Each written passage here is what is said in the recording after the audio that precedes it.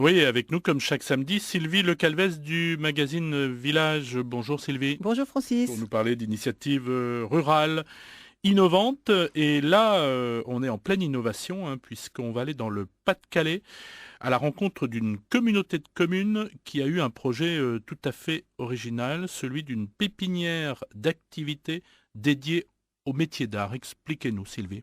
Ah oui, alors on est à Longfossé, près de Dèvres. Alors Dèvres, ça évoque quand même beaucoup les faïences de Dèvres. C'est un vrai savoir-faire. Il y avait des faïenciers partout, ça pullulait. Et puis, peu à peu, c'est un savoir-faire qui a décliné, les entreprises ont peu à peu fermé, et ce savoir-faire était presque condamné, amené à disparaître à tout jamais. Et la communauté de communes s'est dit, c'est pas possible, on peut pas rester les bras ballants, comme quoi rien n'est forcément inexorable.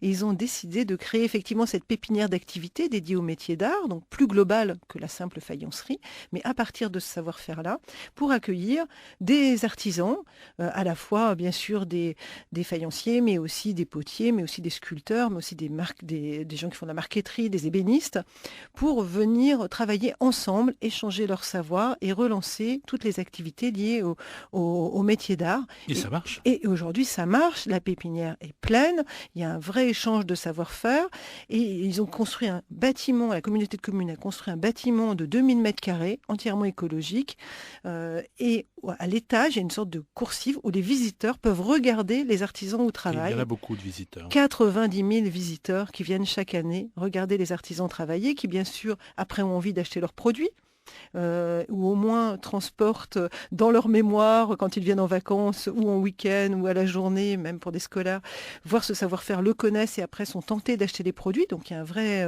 débouché économique. Et puis ça permet effectivement d'avoir maintenu aussi ce savoir-faire de faïencier qui était à l'origine du projet et de le développer. Il y avait bien eu une maison de la faïence en 91, mais c'était un peu désuet, ça fonctionnait pas assez. Alors qu'un vrai travail autour de la relance de cette activité économique, ça marche. Ils vont d'ailleurs pas s'arrêter là.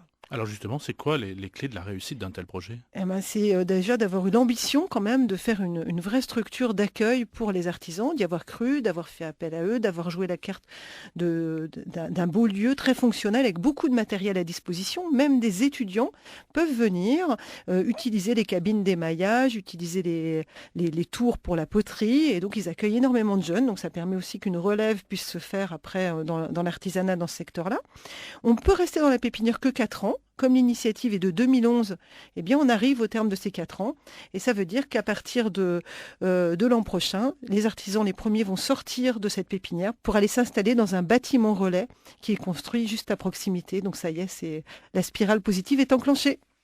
Le pays de la faïence et des métiers d'art, c'est dans le Pas-de-Calais et c'est un article à retrouver dans le numéro 122 du magazine Village. Merci Sylvie Le Calvez et à la semaine prochaine. Merci.